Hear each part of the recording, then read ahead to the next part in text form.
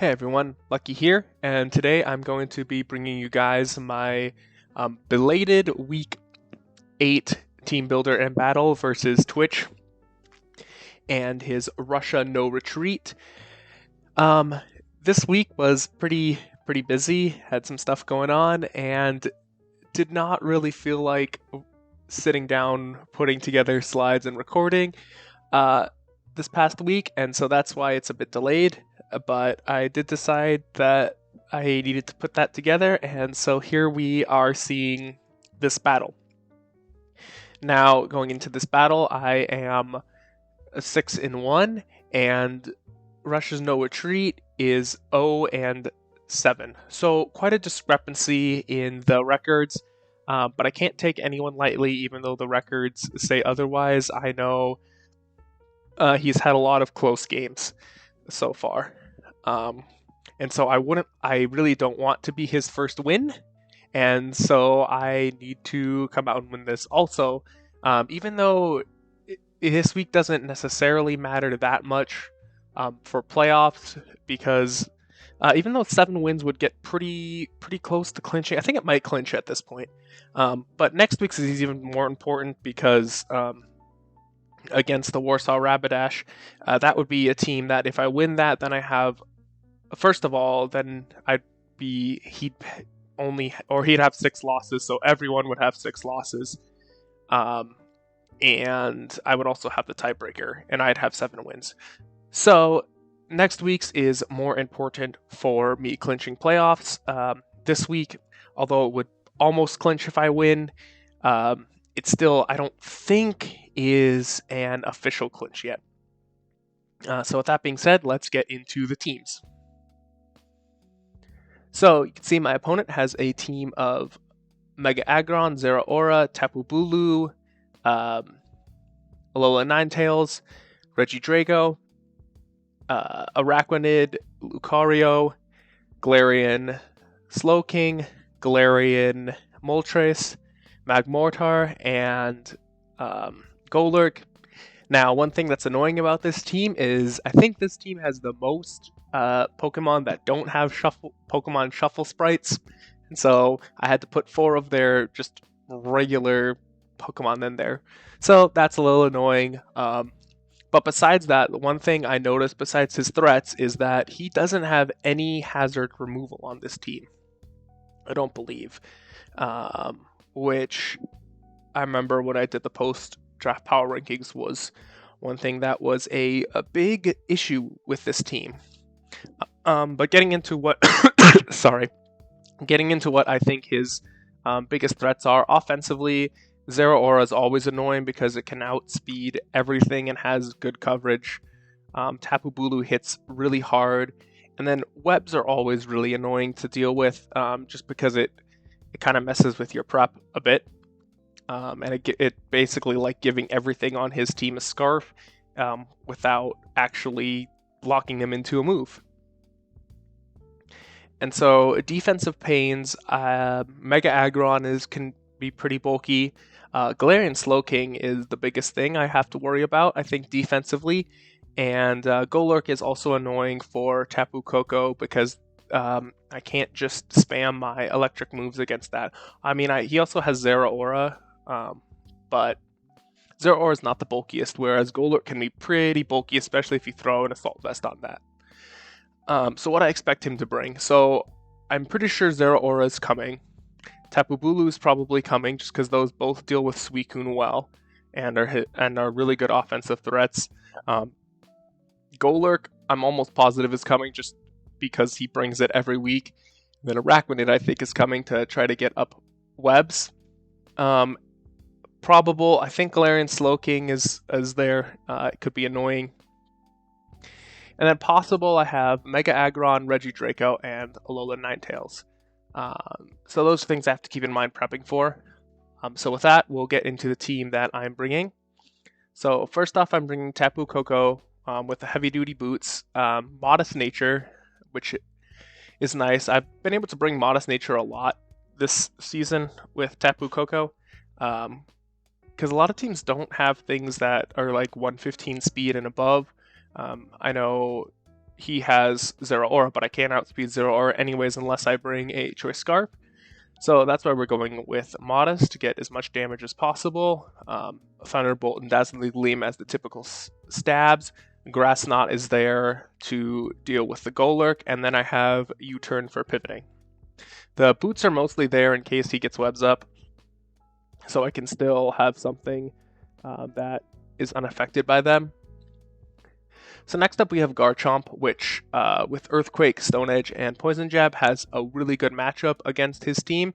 Rocks are there. Garchomp is what I'd like to use to try to get rocks up because, like I said, he doesn't have any way of removing them if I get him up, and it would help a lot with getting chip on certain mons. And he has a decent amount that's weak to it. Lucario, I think, is the only thing that really resists. Oh, he's got Lucario, Mega Aggron, and Golurk that resist rocks. But Mega Aggron and Lucario don't really want to deal with a Garchomp. And a Golurk can, but that's why Yachi Berry is there to hopefully be able to take an Ice Punch if needed. And yeah, those other three coverage moves hit most of his team. I opted not to go for Scale Shot this week, just because he has two fairy types. I didn't really think it was needed. So, yeah. Corviknight this week is the setup bulk up set with Brave Bird as its only attacking move. Now, I think it can actually do decent against this team because I don't think Magmortar is coming. I don't think it has a great matchup. And besides that, Zero Aura, while it can be special, it's mostly a physical attacker. And so if I get a couple bulk ups up, even though it has super effective damage, it can't really do that much to me. And then, although I can't do that much back unless I'm boosted up a lot, I decided I needed to run Defog this week just because not bringing Hitmontop or Mr. Rhyme, I needed something to get rid of the webs if they potentially got up in the game. So that's what Corviknight's there for. Venusaur is offensive this week. Expert Belt, max special attack. Enough speed to outspeed Tapu Bulu outside of Sun. Because, and I guess I can get into the Charizard set now, because as you can see, like, Charizard is there, it sets up the Sun with Drought, and I have Chlorophyll on Venusaur just in case, but because Charizard also does pretty well against this team, I opted to go for a Flame Charge set this week, which, if I'm sitting and Flame Charging up, that means that there's going to be less turns for Mega Venus or for regular Venusaur to take advantage of the Sun, and it still has decent coverage against everything on his team, which is why I'm running Expert Belt.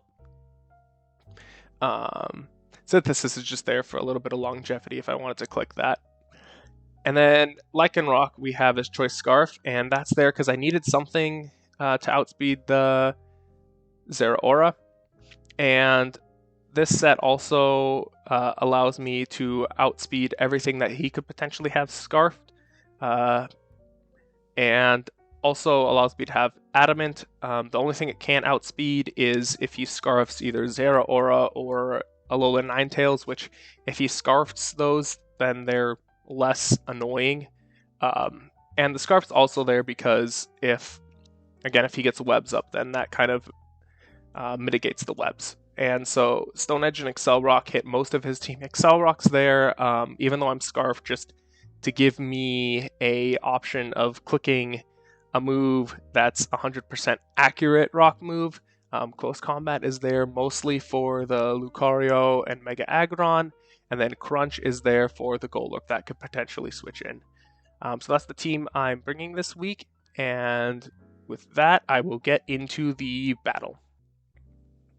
Alright guys, getting into the battle.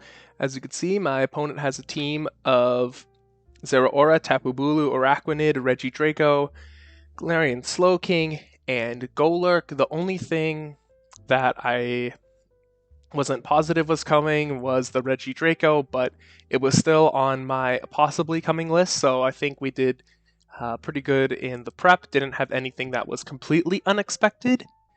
So here I'm going to go ahead and lead Garchomp, hopefully get rocks up. Yeah. So I lead Garchomp as he leads Golurk. Now, I could live the predicted Ice Punch coming in, get up rocks. However, that's not necessarily something I want to take a bunch of damage on Garchomp this early. So I'm going to go ahead and switch into Corviknight, which is a pretty decent switch in to Golurk, as he clicks Ice Punch. And I'm just going to bulk up, get a chance to set up as he goes into Zeraora. Now, I knew that was probably a potential switch in, but the good thing about bulk up is it then forces him to go for Plasma Fist because he can't really mess around with this Corviknight. So I predict him to go to Plasma Fist and switch into my Garchomp, as that's exactly what he does, and that does no damage. So here I'm going to predict him to switch out, because I don't think he wants to lose the Zeraora this early. And he also doesn't know that I could potentially be a Scarf Garchomp. So I think he's going to switch out here. He has two pretty good Earthquake switch-ins in Araquanid or Tapu Bulu. So that's what I think he's going to go to. So I just go ahead and click Poison Jab here as he stays in. And I'm really surprised about that. I do get the poison off on him. I'm not quite sure about him staying in because, as I said, I could have killed him with Earthquake either if I was Scarf or play rough, never killed. So, yeah, I'm a little bit surprised by that play, but it did work out for him. From that damage, I can see that he is Expert Belt, and so I know that in my playing around, I know that he's not choice locked. And so that's the thing here. I do predict him to go for the play rough as he knows he needs to deal with his Garchomp, so I go ahead and switch into Venusaur. As he does do play rough. And here, as I know he's Expert Belt, I'm predicting him to possibly go for the Fire Punch, and so I switch out into Tapu Koko to take that as he goes into the Galarian Slowking. Now, I can't really do anything to that, so I just U-turn out and go into Corviknight, who I don't think Galarian Slowking can really do anything to touch. And he goes to Sludge Bomb, so obviously doesn't affect Corviknight. And here, I'm just going to try setting up. Oh no, I go for the Brave Bird, just get damage off. I think I may have predicted him to just switch out into the Zeraora, at which point I would have been able to do maybe kill him with poison and everything, and that would have been a huge threat out of the way. Unfortunately, he stays in and goes for the Thunder Wave, which I did not expect Galarian Slowking to have Thunder Wave, so that's a good prep, and that is going to come into play a decent amount in this battle. So here I'm just going to go say, okay, I'm paralyzed, whatever. I'm going to go ahead and bulk up, try to get some more damage as he goes into the Golurk. Here I'm just going to Roost, see what he goes for and Roost it off, except for I get fully paralyzed. Now I'm going to try to Roost again as the Electric Terrain goes away, and I get up to a decent amount of health. So here I'm just going to click Brave Bird for damage because I know the next turn I can Roost off whatever he does again as I get the crit. And he goes down to very low amount of health, lives on 1%. Actually, now thinking about it, I think I thought I would probably be able to Roost up after this, but I forgot that Brave Bird had recoil, and so I'm lower than I thought. But I know I have to keep Corviknight around here because I have to have a chance to defog webs if they're away. So Garchomp's a pretty free switch in. Here I go for Earthquake, just the strongest move. Now, maybe I should have gone for Poison Jab to get a little bit more damage on anything coming in because that would have hit anything coming in. He wasn't going to switch in the Slowking to Garchomp, so going for Earthquake there was probably a bit of a misplay, especially since, as you're going to see, Stone Edge has a like 70% chance to kill from this range. and I think Earthquake was a mid-roll. Stone Edge should kill. Hit it, but it gets the lowest possible roll. And because of that, he's able to get Sticky Webs up, which is unfortunate. That's going to play a huge part in the game. Had I gotten a decent roll, Webs would not be up, and Garchomp would be able to outspeed everything on his team, bar the Zeraora. And any Scarfers, so he potentially has Scarf Regidrago, but Tapu Koko could come in on that all the time. So him getting those webs up is super unfortunate. But here I'm just going to click Poison Jab, because might as well it hits most things, go ahead and kills the Araquanid. Here he brings in Zeraora. I know he's going to go for the play rough, so I switch into Venusaur to take that. As I do here, I think he's going to go into, or I think he's going to click the Fire Punch this time to kill. I think it kills from this range, and so I'm going to go ahead and go into Tapu Koko, as I know I can live hits. Goes for the Fire Punch. I know I could live the next one. I go for the U-turn and kill the Golurk. So here I go into Garchomp as he goes into Regidrago. I know I can't stay in because of the webs, so I go to Tapu Koko again. As he does make a nice prediction and goes for the Fire Fang. Makes some risky plays this game. So I go here, I just go for the Dazzling Gleam, as that does 25%, which shows me he is Assault Vest. And talking after the match, from his investment, I know that that is a low roll that I could have gotten, which comes into play later, and so that's 2 low rolls so far, 2 of the lowest rolls, which have impact on the game, so getting a little bit unlucky so far. So here I'm just gonna go ahead and pivot out and go into Garchomp just to get some rough skin damage on this. As you see, that's what he does. Now, again, unfortunately, because of the webs, he's able to kill me. If the webs weren't up, I would have been able to kill him. Poison Jab. But here I go into Charizard and just click the Fire move. And nothing really wants to take it. That does a decent chunk to Galarian Slowking, but because of his leftovers and Grassy Terrain, he's able to recover up a bunch. Had I gone with Fire Blast instead of Flamethrower, I likely could have killed that here. That may have been a bit of a misprep on my part, but I didn't really want to, I guess, worry about missing, and didn't think I needed it.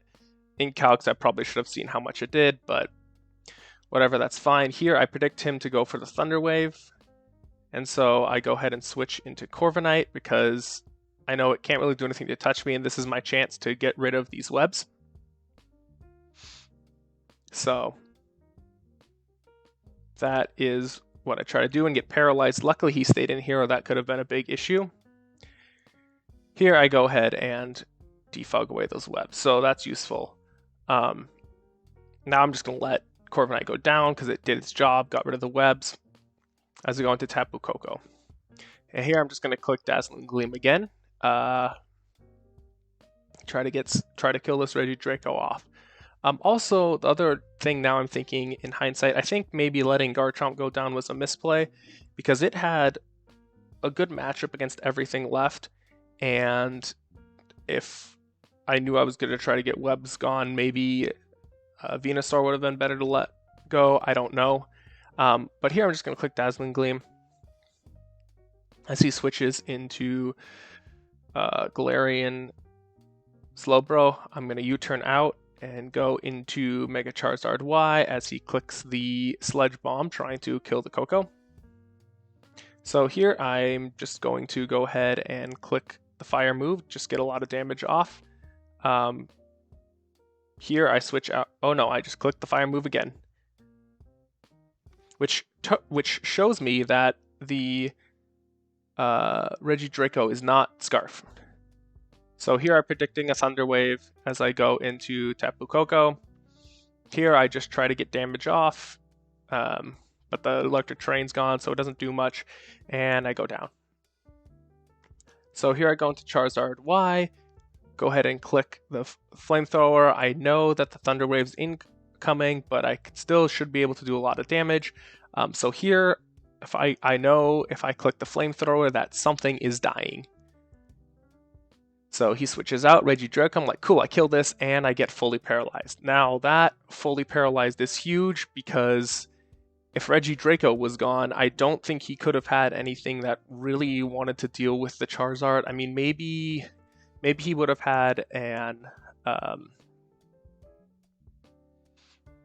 could have had like a rock move on Tapu Bulu, but if he does kill Charizard with that rock move with the sun up, then I could just come into Venusaur and click Sludge Bomb and kill it, and Sludge Bomb into Earth Power should do a decent amount to the Galarian Slow King, so that's really annoying, as he's going to click Outrage and kill the Charizard here. So I go into the Venusaur as I click Sludge Bomb and kill the Regidrago. Here, I just click Earth Power, try to get as much damage as possible off on the Slow King. And now it's Lycanroc against the world. Stone Edge kills the first one, and now we go into Tapu Bulu, and I'm hoping I could get the kill with Stone Edge, and he lives on 6%. So, I'm going to take the 1-0 loss. As I said, that roll against Tapu Bulu from the Tapu Koko made a huge difference. Overall, good game to Twytch, getting his first win of the season. He's played well. The Thunder Wave on Galarian Slow King was excellent prep. I was not expecting it. But I do think the game could have gone a little bit differently had I not had some unfortunate luck of low rolls and untimely full paralysis. I definitely made a couple misplays, like letting Garchomp go down, because I got rid of webs later, which Garchomp could have done a whole bunch of damage to the team, especially the Galarian Slow King. I think maybe on the incoming Psychic move from Galarian Slow King, I could have switched into Lycanroc instead of letting Venusaur go down. So there's a couple things that could be made, but overall, you know, Pokemon is a game that has a little bit of luck involved, so you win some, you lose some, but overall good game. Congrats on your first win. Hopefully next week we'll be able to bounce back and clinch playoffs with a win against the Warsaw Rapidash. I will see you guys next week.